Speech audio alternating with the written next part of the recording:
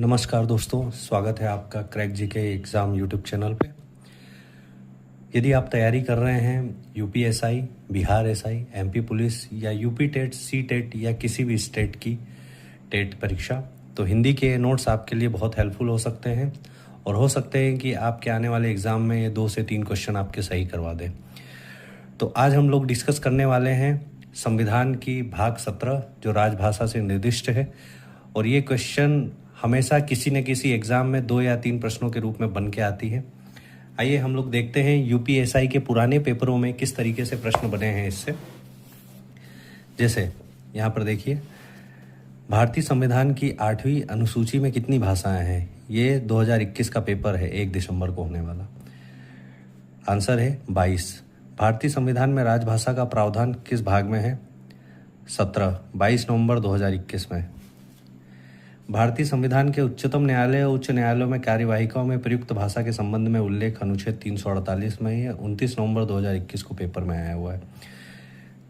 ये सब जो प्रश्न हैं मैं आप लोगों को दिखा रहा हूँ, आप पुराने मेरे वीडियोस को भी देख सकते हैं कि जो भी हमने प्रश्न बताए हैं उसका प्रूफ दिया है कि ये नोट्स कितने इम्पोर्टेंट है आपके, और कहीं ना कहीं ये किस तरीके से आपके एग्ज़ाम में एक ब्रह्मास्त्र का काम कर सकते हैं और आपको 2 से 3 अंक इस वीडियो के माध्यम से आपको मिल सकते हैं। तो आइए स्टार्ट करते हैं।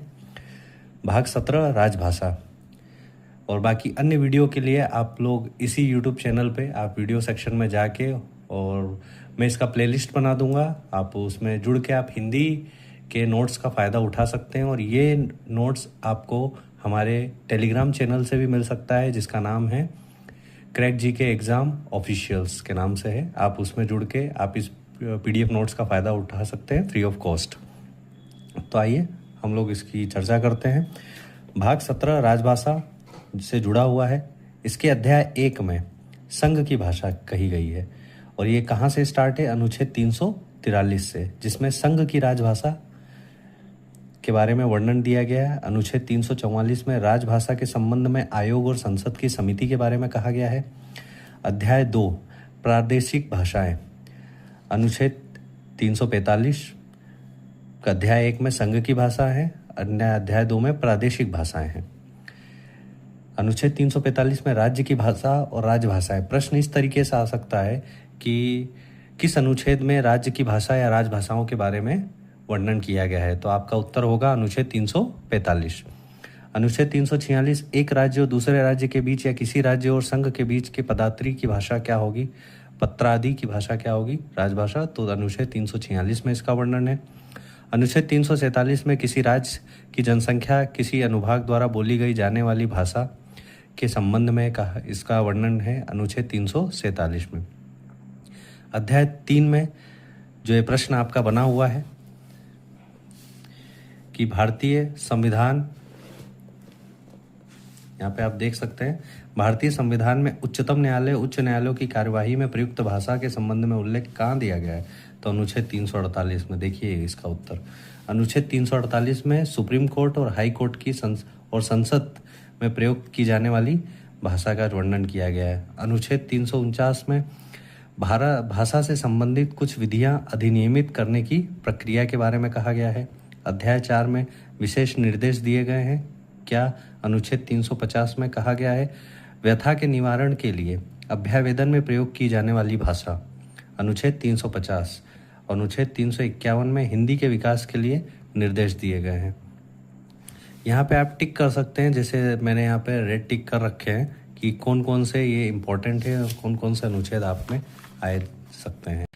जैसा आप जानते हैं कि हमारे भारतीय संविधान में 8वीं अनुसूची में 22 भाषाओं का उल्लेख किया गया है। आरंभ में ये 14 ही थी, आरंभ में ये 14 भाषाएं थी, बाद में ये धीरे धीरे 22 भाषाएं हो गई। 14 भाषाओं के बाद सिंधी को 21वां संविधान संशोधन करके 1967 में जोड़ा गया।